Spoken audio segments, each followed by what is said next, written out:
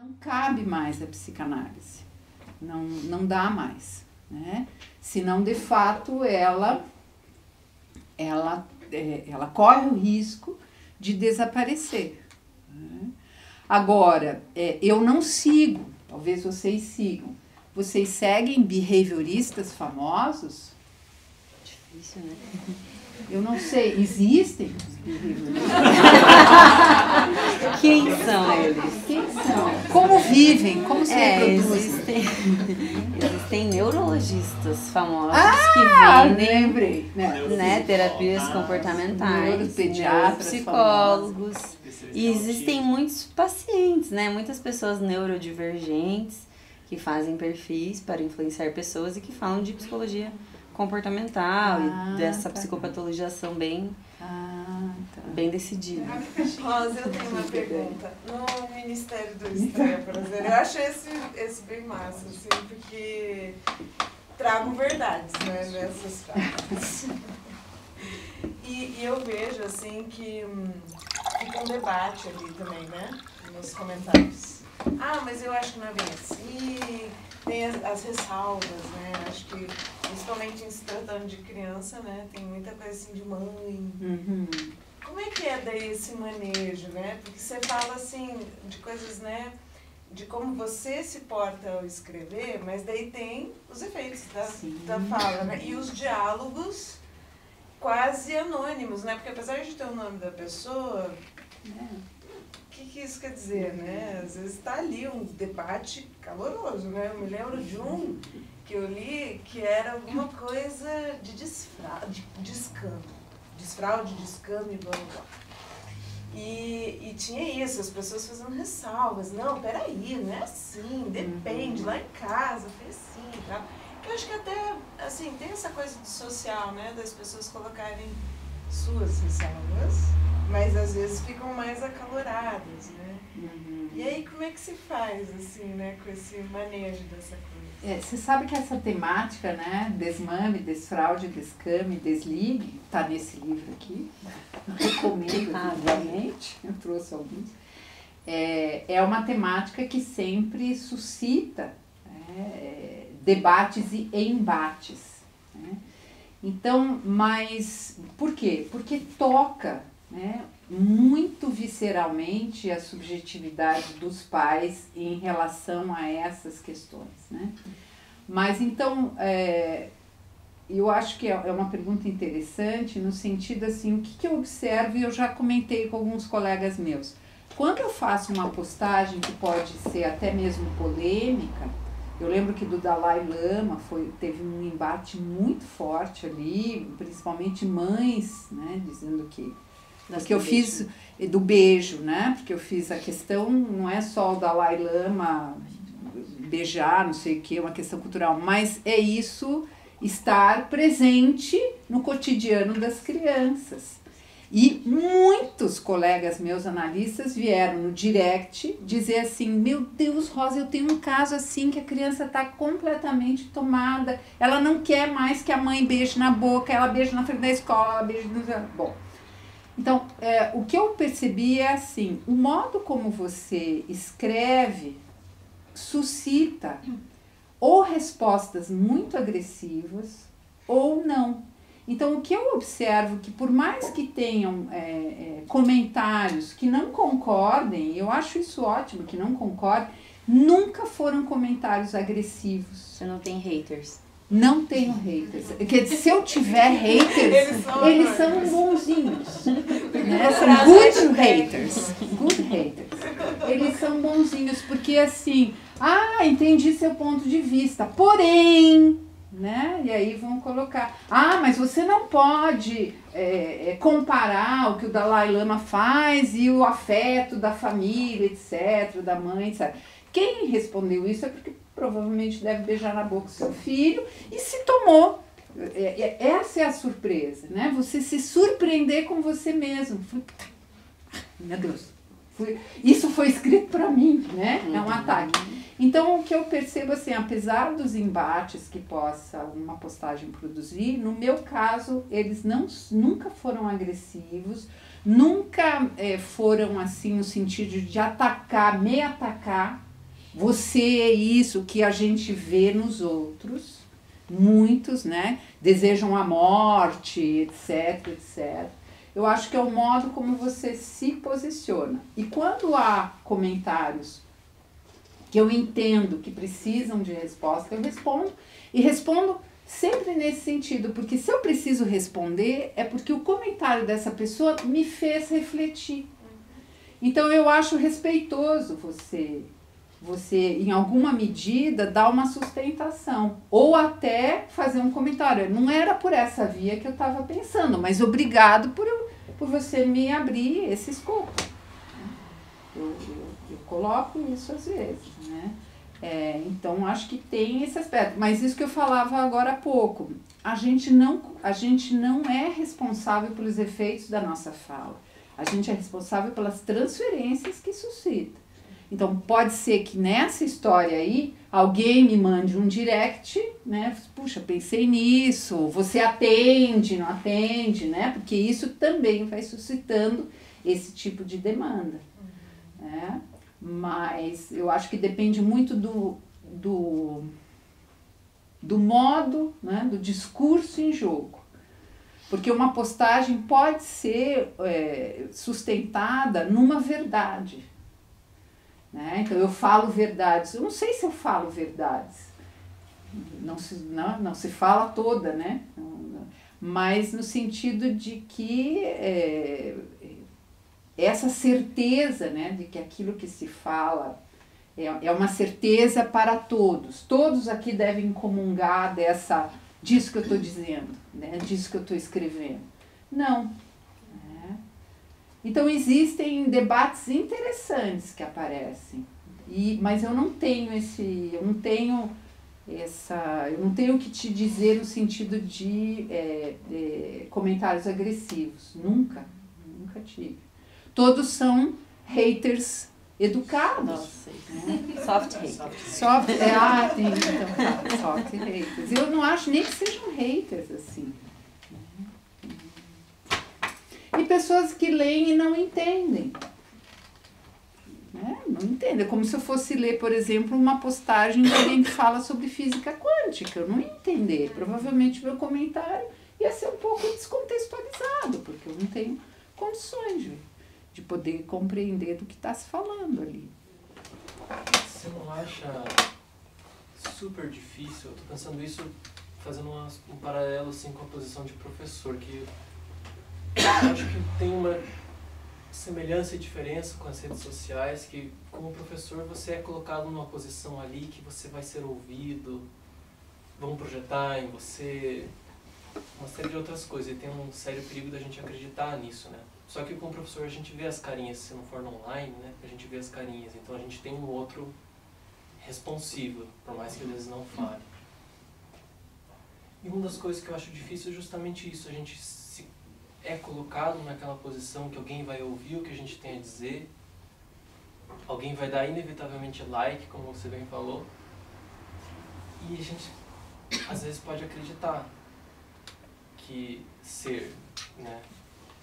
Você não acha difícil conseguir mostrar-se minimamente faltante sendo famosa? Não existe lugar para falta na rede social, nem na fama. Porque o sujeito é famoso por pela falta que ele não tem, né?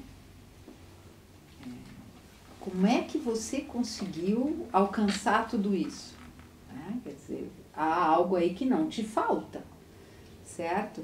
Então, e talvez por isso que o Ministério do Estraga Prazer seja um pouquinho diferente, porque de algum modo eu tento transmitir algo que falta. Não adianta, né? Você não acha que para transmitir psicanálise é um elemento necessário, imprescindível? Com certeza. Um mínimo furo? Tem. Por isso que propagação e difusão da psicanálise é totalmente possível e passível nas redes, não necessariamente a transmissão. Então, sempre fazendo essa diferença de propagação, porque difusão e propagação são sinônimos, né? propagação da psicanálise e transmissão da psicanálise. Porque o que a gente transmite é o nosso desejo. Ora, o que é o desejo se não a falta? Né? E eu acho que tem um outro ponto que você toca, que é a relação ali da sala de aula. Qual que é a diferença? O encontro pulsional de corpos. Por mais que seja, né, 40 pessoas, mas estamos aqui de corpo presente.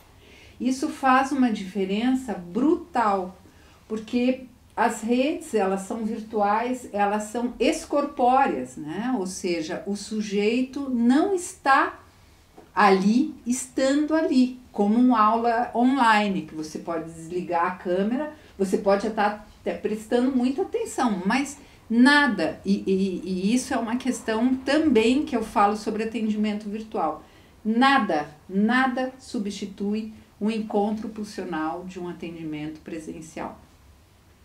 Se discute muito os efeitos de uma análise online, em função disso, né? Eu tenho analisantes que eu nunca vou encontrar na minha vida. Então, quais são os limites de um atendimento? De que modo um atendimento online, pegando a tua questão, pode fazer essa transmissão do furo que é feito no encontro corporal? É só o encontro pulsional que produz determinados efeitos na transferência, inclusive. Não quer dizer que uma análise virtual não seja possível, não produz efeitos. A gente tem verificado isso. Mas existem situações em que isso não avança. Então, existem casos onde não é possível fazer atendimento online e a gente tem que ter essa escuta para poder situar com mais precisão. Então, de fato, nas redes sociais não há espaço para o inconsciente. Alguém produz ato falho nas redes sociais? Você edita. Isso, você edita, né? O corretor produz atos falhos. Exatamente. Então, não há espaço para isso. Então, por isso que a propagação da psicanálise ela é extremamente possível, mas não necessariamente a transmissão. Eu até, deixa eu pegar aqui, eu fiz um print de um curso na Casa do Saber, né, que é um lugar super importante, que convida eminências pardas da psicanálise e outras áreas do saber, mas esse é um curso que vai ser proferido por um psicanalista, mas eu achei muito interessante o modo como eles estão divulgando esse curso. Aqui. Compreenda as facetas e os sentimentos associados ao luto e desenvolva estratégias para enfrentar esse processo de forma saudável e positiva. Clique no botão e faça agora a sua inscrição. Até rimou. Mas vai ser ministrado esse curso por um psicanalista de renome, né? Na Casa do Saber, sempre é um psicanalista de renome. Me chamou a atenção, então, a escrita, né? O modo como eles estão, de maneira saudável e positiva. Freud morreu pela segunda vez. Né? Então, nesse sentido, quer dizer, é possível você fazer. Então, eu dou curso online. Estou fazendo uma discussão, né? Uma proposta, assim, para mim, pioneira, de trabalhar, né? Com discussão de caso. Claro, não é público, né? Fechado, mas é online. E, pelo que eu tenho percebido, isso produz. Para alguns, acho que para quase todos, produz interrogações, produz construção de saber, né? Produz se confrontar com o não saber e, mais do que isso, desejar querer saber aquilo que não sabe. Então, acho que nesse sentido. Então, eu acho que postagem não há lugar para furo. Nesse sentido, assim, se você está interessado ou se você é patrocinado. Aí agora a gente entra nessa seara um pouco mais complicada, né? Psicanalista que é patrocinado nas suas redes, nos seus perfis, alguma coisa assim. Aí aquilo que eu comecei a falando, mídia é algo que está submetido ao discurso mercadológico, é um mercado. Então, ok. Agora, isso tem um preço para aquele também que se permite patrocinar. Rosa, esses tempos a gente estava num seminário na APC falando sobre a formação do analista. E a gente estava comentando como as instituições têm um papel nessa formação e, numa brincadeira, comentamos que talvez o Instagram entre como parte agora da formação do analista. Por que brincando disso, né? Porque, especialmente quem está iniciando o percurso agora, parece que se sente muito impelido a, por exemplo, ao invés de estar numa instituição, numa roda de debate, estar produzindo conteúdo para o Instagram, como se o Instagram fosse então, quase como uma condição de existência do analista, de que ele esteja em algum lugar falando sobre alguma coisa, ou que ele crie um podcast, ou que de alguma maneira ele esteja produzindo mesmo conteúdo para esse lugar. Como é que você enxerga esse ponto? Eu prefiro nem enxergar, né? Eu acho que uma coisa é a formação do analista. A formação do analista se dá nesse tripé: análise pessoal, estudo teórico e supervisão. E principalmente o estudo teórico, ele precisa ser entre pares. Não se estuda a psicanálise sozinho. A psicanálise é um ofício extremamente solitário.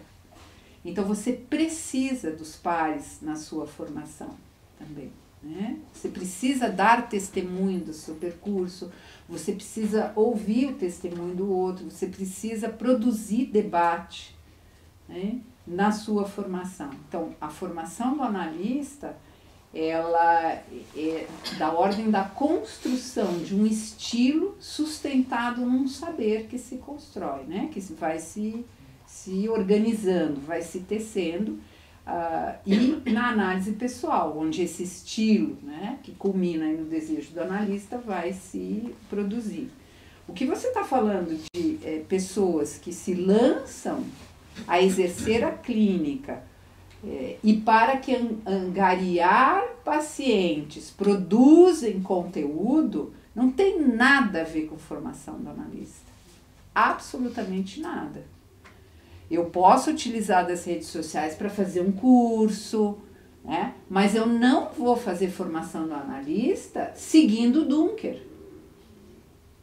Eu posso ver todos os falando nisso dele, que são legais, porque ele sempre termina dando dicas e referências bibliográficas.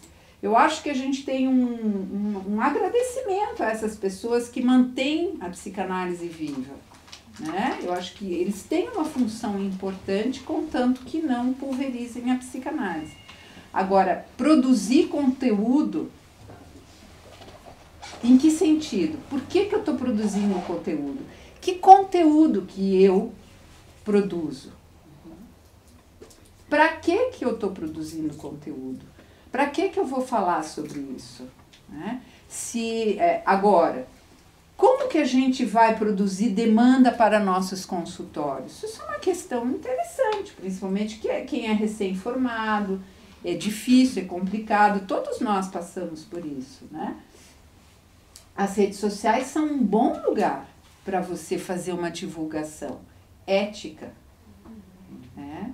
Se você utilizar de modo ético a sua rede social, tenha certeza que você poderá ter um benefício legal no seu consultório, no trabalho que você exerce. Porque eu brincava isso em sala de aula, né? O paciente sofre, mas ele não é burro. Ele chega sofrendo muito, mas ele não é burro. Então, se você vende um produto que você não consegue entregar, em 2 sessões o paciente saca. O bom neurótico saca. Né? 3, 4 sessões, mas ele saca. Ele vai sacar. Então, nesse sentido, formação do analista é uma coisa, produção de conteúdo cultural é totalmente diferente. Né? Eu penso que, né, que faça parte da formação, a transmissão, a troca, né, isso de se autorizar através de algum, né, a partir de si mesmo e de alguns outros, é também dar testemunho do que se tem feito, né, no seu consultório. Acho que tem um pouco essa dimensão, né, o que a gente faz fica muito entre quatro paredes, então como expor isso para os pares, e, enfim, de alguma forma na Polis, mas me parece muito diferente disso, de gerar conteúdo. E pra quê, né? Eu fico pensando na coisa da propaganda. Isso. E aí é uma propaganda de venda de um produto, e eu fico pensando nas transferências que se dão a partir dessas procuras também. O quanto elas se sustentam, pensando em que elas se baseiam. Né? Porque isso que o Romano fala do professor, né? Não sei se um professor aceitaria, então, em análise um aluno. Mas um seguidor, né? Enfim, acho que essas escolhas, assim, né? Como essas transferências vão se dar, vão se sustentar, que trabalho vai ser feito a partir disso, assim. Então, eu fiquei pensando na coisa muito da propaganda, que se tem feito um uso disso. E aí, por outro lado, já que você mencionou os behavioristas, fiquei pensando, a gente estava numa discussão esses dias aqui, porque, por exemplo, o que se sabe e o que se tem muito divulgado, quando se tem uma suspeita diagnóstica de autismo na infância, por exemplo, se você der um Google, imediatamente aparece ABA, aparece terapias comportamentais. Né? E aí eu fico pensando que lugar a psicanálise precisa ocupar, ou não, para que isso também chegue de alguma forma. Porque para o público leigo, o que se encontra é isso. Né? O que de melhor se vende é isso.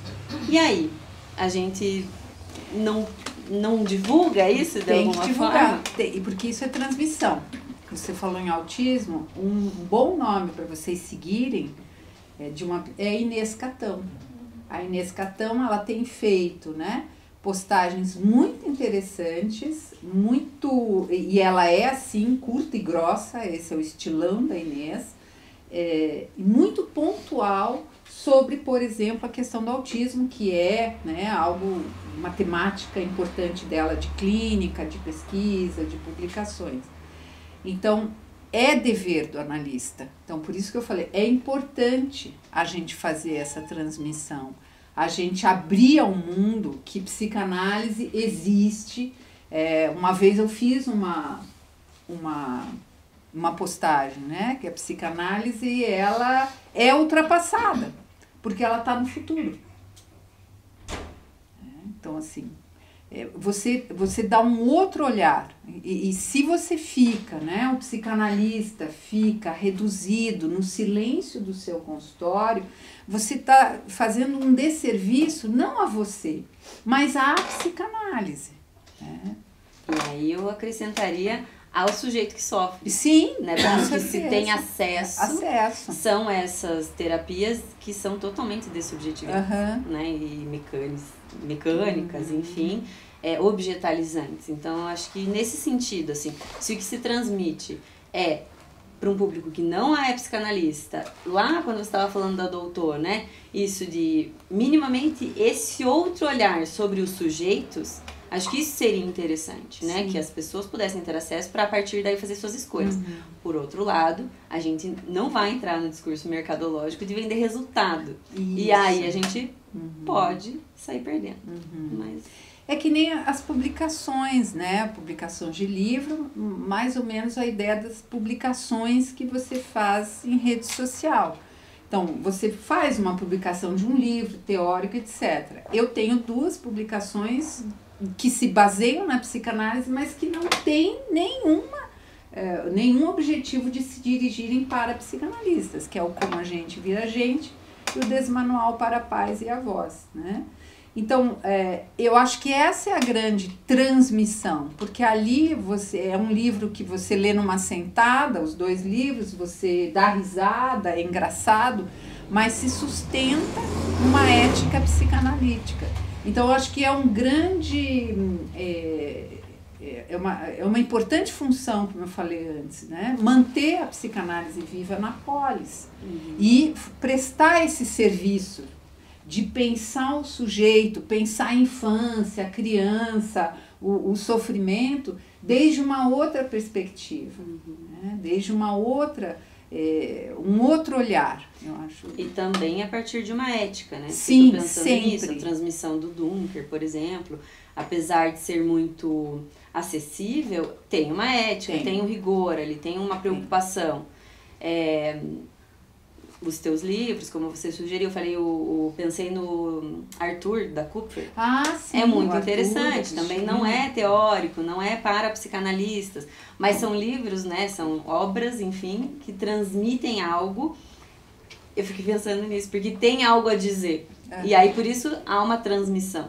Diferente desse imperativo de criar um conteúdo para, talvez, angariar pacientes, etc., que aí é ter que escrever sobre qualquer coisa de qualquer jeito para gerar porque hoje é dia de abrir caixinha, porque hoje é dia de postar, porque saiu essa série, tá todo mundo falando, porque hoje é dia disso, tem que todo mundo falar. Então esse imperativo do produzir conteúdo o tempo inteiro, mas que aí vira pela publicação e não porque tem algo a dizer necessariamente, né?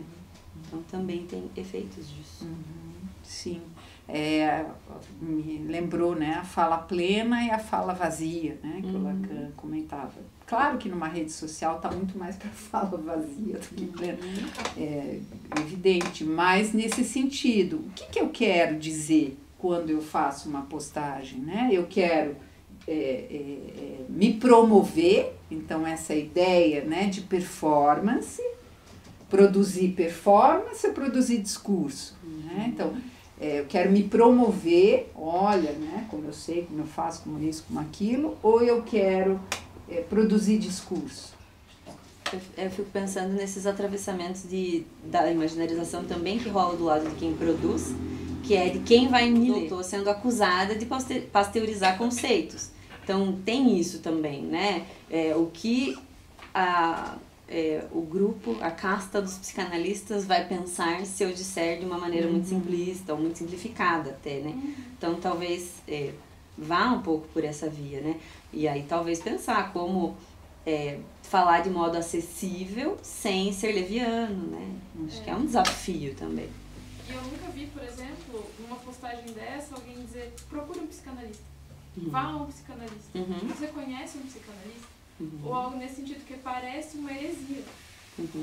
A gente fazer seria uma indicação, basicamente. Mas aí eu acho que tem algo em torno dos psicanalistas que fica uma coisa meio, nossa, não sei se posso fazer isso. Acho que você levanta um ponto importante, que é assim, né, a diferença entre lacanismo e lacanês. Lacanês é falta de análise, ou seja, quanto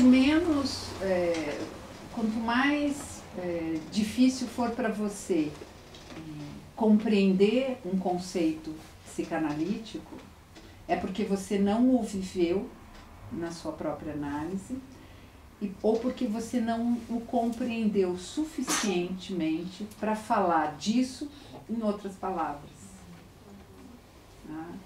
Então, você lê o seminário 1 a 57, você pode ter lido todos os seminários, né? E você pode reproduzir os seminários, mas isso não quer dizer que você construiu um saber. Você faz o seminário um conhecimento que está fora. Conhecimento é isso, que eu leio num texto, alguma coisa assim. O que disso se inscreve em mim é saber. Isso é saber. Então, não necessariamente quem estuda psicanálise construiu um saber. E, então, você poder trabalhar um conceito de um modo diferente, sem perder o rigor deste conceito, significa que você não fala lacanês. Você está sustentando um lacanismo, né? Pensando no Lacan, que é um cara chato, complicado. Também uma vez eu fiz um post assim, psicanálise é difícil, não insistam. É difícil, pronto, eu acho difícil, eu acho que psicanálise é difícil, mas algumas pessoas se sentem atraídas por isso e vão poder, então acho que tem esse ponto assim, né, de que algumas postagens que vão nessa nessa toada de um lacanês, fala um pouco mais de quem escreve. Toda postagem fala de quem escreve, não de quem lê.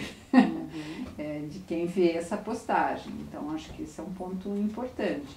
A gente tem bastante coisa, né, legal que está sendo divulgada, que é publicada, postada, seja lá o que for, que mantém o rigor psicanalítico do conceito, mas consegue alcançar pessoas, né, que não são psis, que estão fora, ou que estão no início do seu percurso. Por exemplo, na faculdade, você vai dar uma disciplina de psicanálise no segundo período. Como é que você vai transmitir? Era o que eu fazia. A primeira disciplina de psicanálise que vocês tinham era comigo. Era desenvolvimento, Freud, etc. Eles tinham que ler 3 ensaios, pobrezinhos. E depois tinham que fazer uma prova com consulta dos 3 ensaios. Tiravam 4, 3, 10. Eu ia bem. Aluno Marcelino Champagnat? Não chegou a ser. Foi? Você foi, Marcelino? Foi. Ah, eu nem sabia. Parabéns. 10 anos. Então, é a mesma coisa, né? Você pensar, como é que você faz transmissão de psicanálise para não psicanalistas? A ponto de você despertar. Troço interessante isso aí. Deixa eu ler um pouquinho mais. Deixa eu entender um pouquinho mais. Porque o lacanês, ele produz um desserviço. Ele fala assim, eu não entendi pitaco nenhum, então eu não quero mais saber. Eu produzo resistência, né? Aquilo que eu não entendo. Uma vez uma aluna falou assim, faça uma pergunta. Ela falou assim, professora, eu não tenho nem como fazer uma pergunta, porque eu não entendi nada. Então você não consegue nem produzir uma interrogação. Isso quer dizer que aquilo que você falou, pelo menos para aquela pessoa, não alcançou, não atingiu em nada. Não quer dizer que eu vou ter que traduzir psicanálise para cada um, de modo nenhum. Né? Porque isso vai tocar alguns e não a todos. Isso é óbvio. Porque aí eu conto assim, eu sei do que eu estou escrevendo, eu sei do que eu estou falando. A gente adora falar o que não sabe, achando que sabe, né? Então, assim, é isso mesmo. Porque aí vem a questão, uma postagem não pode se transformar numa regra, mas numa questão. Eu acho que isso é legal. As boas postagens, elas produzem questões. A gente tem uma cerimônia que a gente quer fazer, Rosa. A gente vai aproveitar que você está aqui. Quem nunca veio no Fronteiras, quem sempre já veio no Fronteiras sabe que não existe esse momento que vai acontecer agora. Ele é um momento inaugural.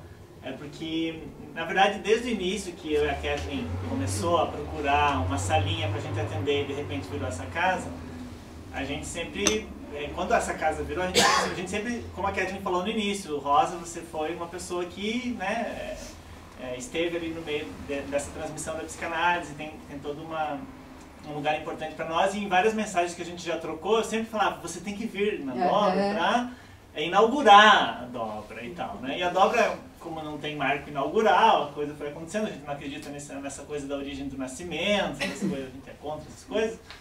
A gente é mais Foucaultiano, assim, aquela coisa. A gente ganhou ano passado da Ana Yamashita. Ana Gabriela. Ana Gabriela. Sim. Ela veio fazer um Fronteiras com a Mari Melão sobre acompanhamento terapêutico. E ela fez um bordado para nós da dobra, para deixar aqui. Com a fonte da dobra, com a... Como chama isso? O logo. O Vini, que está aqui filmando, foi quem fez. E aí a gente queria que você fizesse esse ato de... A gente não sabe, eu vou explicar. Que nem jogar a garrafa no lastro do navio, assim. Então, ele queria que você quebrasse uma garrafa aqui, mas eu achei um pouco dramático demais. Sim, não, tão bonito. A Gabi fez esse bordado da dobra pra gente colocar na parede, já faz quase um ano, a gente não colocou ainda. E aí a gente não sabe se a gente pede para você fazer um desenodamento da dobra ou corte. Que é coisa de psicanalista. Mas ou os dois. É um desanolamento. Desanolamento? Então, sem corte, ó, mais, aqui. E tudo bem ser 2 anos e meio depois que a dobra existe, porque o tempo não é cronológico. O tempo é lógico. Tá tudo bem, é isso que importa. Vamos ver se dá certo. Foi você que fez? Ai, eu acho que vai dar. Vou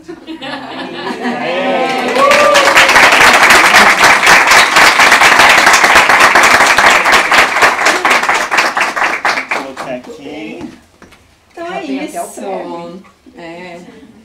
Agradecemos então, a presença de todos, agradecemos muito, Rosa, por ter aceitado o nosso convite.